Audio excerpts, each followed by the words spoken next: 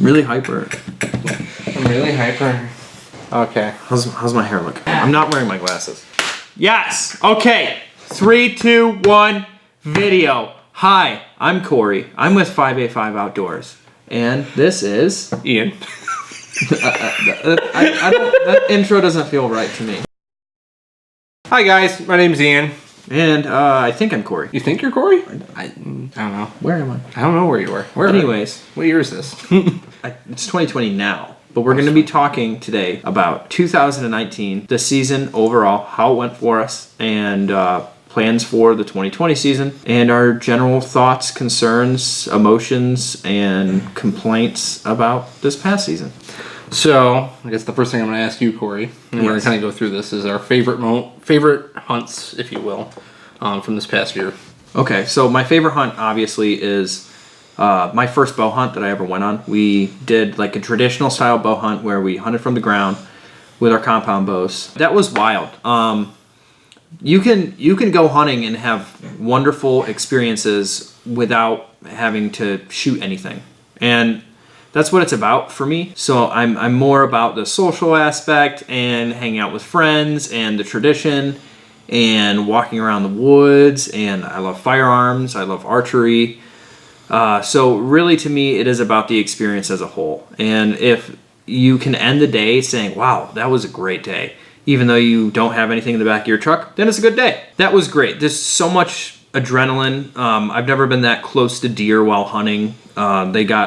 One of them got within 10 yards, another got within 15, another decent-sized buck got within 20. My lack of experience and confidence really prevented me from shooting any of those deer. I also didn't have perfect shooting lanes, but it was great. It was a good experience. I managed to get the bow back very shakily to full draw, which was really cool. Didn't end up firing. And I had Ian here every step of the way, like always, showing me the ropes and teaching me. My favorite hunt actually is the same hunt. Because not only was that the closest you've ever been to a deer, that's actually the closest I've ever been to a deer. Multiple times during a deer season.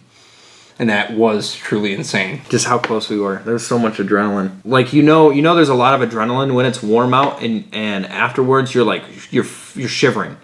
Because, like, now your body's like, oh, adrenaline, I'm coming down from the adrenaline. So you get real cold. And I was freezing my ass off after that because it was just so much energy that peaked, and then I went down.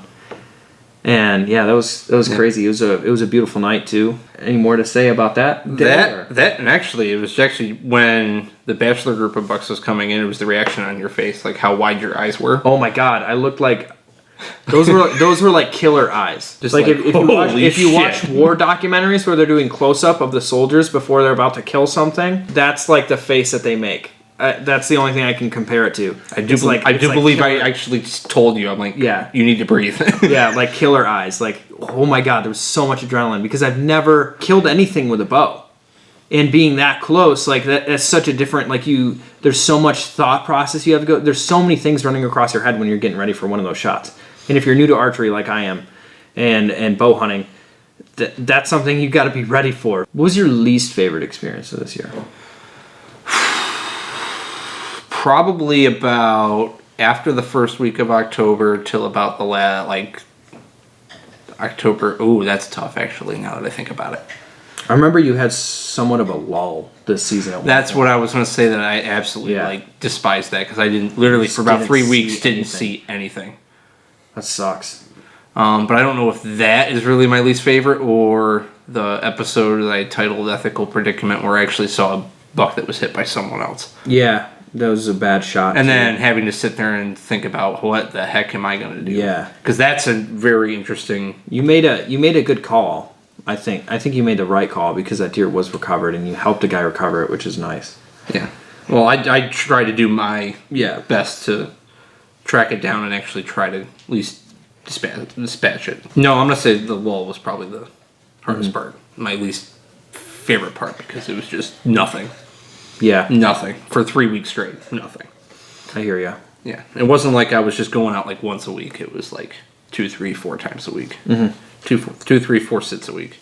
for 3 weeks and just didn't see anything. That's rough. But it that's was, also it was funny. definitely a hard season, I feel like, for both of us. I mean, we both had successful seasons, but you wish for more success. Like, we did exactly how much we did. Like, we each got a deer. You got 2 deer. I got 2 deer. Yeah.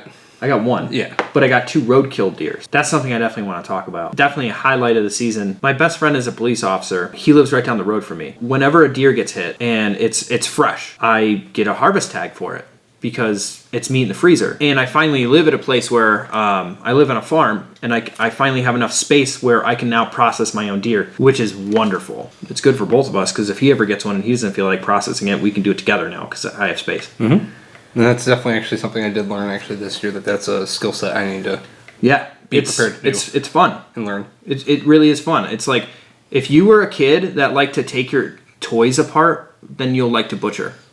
As long as you're not like not scared of blood or anything. But I work with dead animals all the time at school because I go to school for this shit. I'm used to it at this point. I smell some bad things. Well, that and I just like actually. Oh my God! Cut! Oh, don't break my neck. You just kiss my head. So now going back to talking about the whole processing deer thing. So I want to learn how to do it just so that way I can take more responsibility for anything that goes into how I get my food. Yeah. Like just see it from start to like me shooting it, processing, gutting it, field dressing it, and then cutting it up into the things that make it look like food. Being part of that whole... It's a process. Yeah. It can be really frustrating at times. So, Cory, what's your least favorite moment? When I shot a button buck that I thought was a doe. Huge noob mistake. I had sold a scope on my normal hunting rifle. So I used an older rifle that's an extremely accurate rifle. And then the scope that I have on it is very accurate. It's very, very well dialed in. But the glass quality was really poor. And I was aiming at a deer that was 40 yards away. The glass or the zoom on the scope wasn't good enough for me to really actually identify what sex the deer was. I saw no antlers, so I fired, got up to the deer, much smaller than it looked in the scope, of course, and it was a button buck. And I got a lot of shit for that, and I probably will get more shit for that, but I mean, it's still meat, and it tastes delicious. But I would prefer to shoot does if I'm going to shoot does. And it doesn't matter on the tag, but still.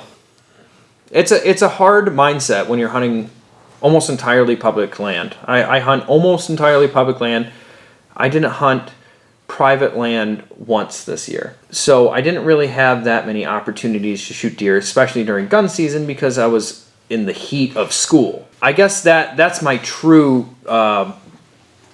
gripe and complaint of the season is I didn't have a lot of time or energy to hunt as much as I wanted to this year. Mm-hmm. It sucks, but at the same time, it motivates me to turkey hunt more. One of the things that I thought about that kind of sucked about this year was I didn't go to the turkey spot a whole lot, or all these other places I know I could have opportunities on like that. Yeah.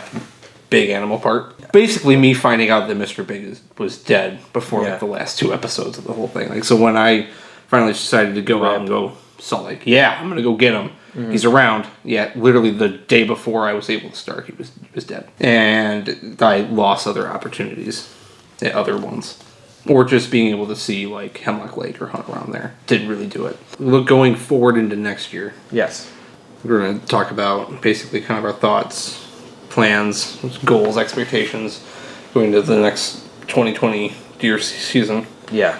So, like, for me, it's just, I'm trying to write an article, actually, about this. Okay. About the lessons that I took away from this year. And one of them is patience is a virtue. And as hunters, you gotta be patient in the woods. But it's a different kind of patience that I didn't think about before. Yeah. Which is having that patience and discipline to not shoot that small deer. Or, like, I kind of feel the same way about the 4-point shot. Where I could have still been chasing. I actually could have been chasing Mr. Big, where literally he was shot inside of 100 yards from the clearing stand. Yeah. The day before I was able to go out, but I wasn't out because I already filled my tag. Mm-hmm. But having that level of patience to just know when it's time to go get that. Yeah, I need that too. But it's hard to be patient when you don't have a lot of time to hunt. Like, and it's hard to be patient when you don't see a whole lot of things and you don't know when that moment of truth is going to come. You had the benefit of having private land, so you could hunt more. Mm-hmm. You get home, and then you go out and hunt. And then with me, it's like, I got to drive 30 minutes to hunt, no matter where I'm at. Got to make the most of what you got. That's a lot of time when you are pushing it with work. That and the other thing, I did learn how to hunt that fucking field, though. Yeah, that was cool. I'm keeping that was cool. strategy in my back pocket. Yeah. That whole night, that was probably one of also my top things, was realizing, like, hey, the wind comes out of here. Yeah. I've seen deer do this. Let's sit right here. Ian, like, walked me through his plan, and it worked flawlessly. Then my lesson 2, crap, I forgot already. I know one of them was called Don't Be Stagnant, and that was going back to this whole fascination with Mr. Big and just trying to go after Mr. Big. Like, in that entire last week, that's all my mind was at. And that's where my lesson comes in, where you like trying to not focus solely on one deer and don't get caught in that trap, because he was dead that entire week, so I was literally chasing a ghost. I could have taken that time and actually packed my bow and brought it down to the turkey spot to try that one out. So what are your top 3 goals? I want to shoot a turkey. Whitetail. Okay. I want to shoot a new personal best buck. And fill one more tag than I have. Okay. In the past 2 years. Okay. Fill one more tag. Those are good goals. 3 instead of just 2. I have 4 goals, and the 3 are hunting goals, and the 4th is like a wildlife just goal in general. So my number 1 goal is to shoot a buck, because I've never shot one. I want to shoot one. I want to get a goddamn European mount on my wall. They're so cool to look at. I just want one. Like, if I shoot one buck in my entire life and I get it European mounted, I'll be a happy man. That's all I want. I just want one. I want to shoot a turkey as well, of any sex, but probably male. That would be great. And I want to duck hunt more. Yes. We have been we've been big waterfowl hunters the past 2 or 3 seasons. Not once did we go once this year. And the sad part is it was warm this winter. It was like probably the best season. Really warm. We had a couple weeks where it was really cold, but for the most part, it's been really warm. We haven't had a lot of we haven't had a complete freeze over on any lake, I think, yet. Nope.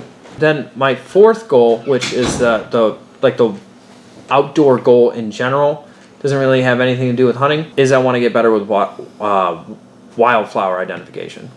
I want, so like next time we go hunting in the spring, I want you to be able to quiz me. Like, you want what flower that is? We should do trees. Like, there's so many freaking species of wildflowers. Trees would be much easier. Do you know what kind of spruce that is? Some of the spruces are hard. Young Norway spruce is really hard to identify. You love the Norway spruce. That is my favorite tree. You know they make violins out of Norway spruces? This is why I hunt with him. There actually is one story we didn't talk about yet, though. Which one? It's the one I didn't film. We almost died. Oh, that one.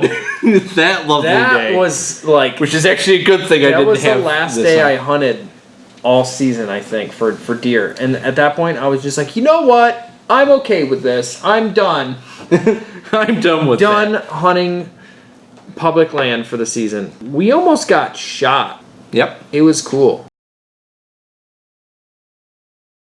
Now, I'm going to talk about what to expect from us in 2020. At least through the spring. Same series you just watched, but with thunder chickens. Mountain birds. Poultry elk. Poultry elk. That's a new one. I've heard them compared to elk. It's actually, apparently, it's very similar. Poultry elk. Yes, it's like a bird version of an elk. It's an elk with feathers. And I want to actually hunt turkeys on public land that are maybe not just solely the turkey spot, because that's fucking... If you want a challenge, I will... Well, I won't give you the spot, because I want a smoker too. We should smoke a turkey. We do. I want to try that. Stuff it full of fucking bars of soap or something. Yeah. And then one of the other things that comes with that series that we might do is actually bring one of y'all hunting with us for birds. We're super famous now with our 50 subscribers. So one of you lucky fans. 96. 96? Yeah. As long as you're not weird. Like if you show up and you're a serial killer or you're trying to buy my feet pics, you're not coming on the video. More information will be coming on Instagram and this medium. About feet pics or? No. Okay. About taking one lucky person Yes. hunting with Us. no feet pics. No. One more thing. One more thing. We're going to add in 2020 is more fishing stuff. Yes. Both from fly fishing and probably the spin cast kind of stuff that we do. Yeah. And maybe Gucci wild game cooking. Ooh. So before y'all leave, I have a lovely little video montage thing that almost made Cory cry. Cue video montage of this past season in 2 minutes. Enjoy. Thank you again for watching. Till next time. I'm Cory. Bye-bye.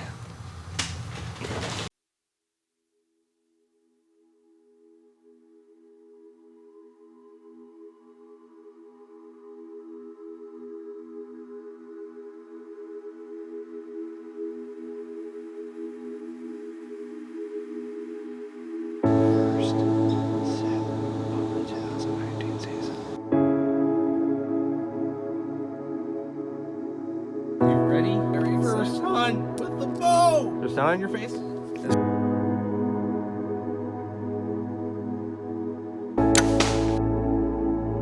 Thanks, Dad.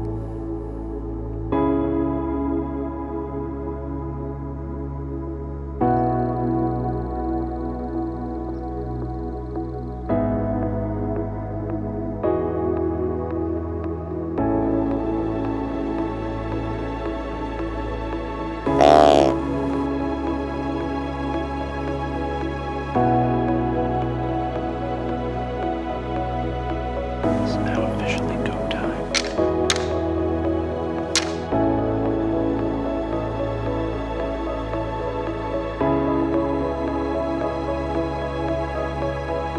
Good morning, everybody.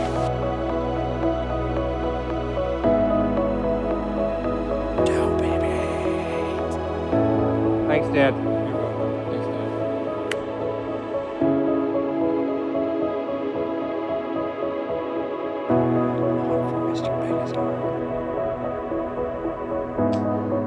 Someone was actually able to shoot Mr. Big.